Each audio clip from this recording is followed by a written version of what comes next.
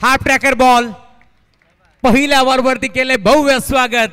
Welcome to the ground. ऋतूचं केले स्वागत. षटकार.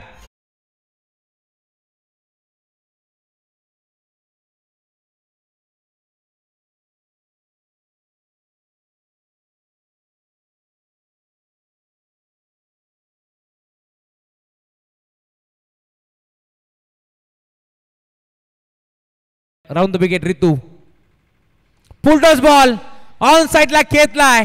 खर तर मागील मॅच मध्ये 5व्या क्रमांकावरती तो दाखल झाला होता, परंतु आता सांगतोय का सोडते नाही लोट.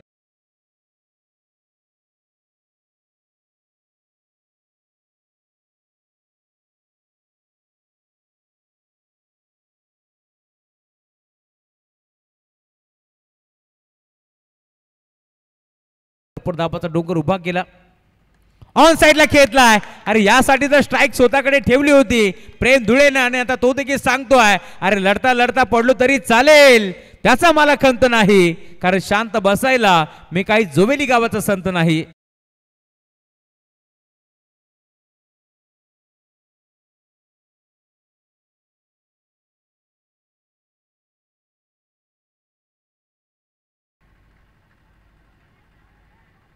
पहिला घेतलाय ऑन साइडला मिड विकेटला. वाऱ्याशी वार्तालाप करत असताना बॉल चाललाय बाउंड्री लाईनच्या बाहेर. जब तक तोडूगा नाही तब तक छोडूगा नाही. षटकार.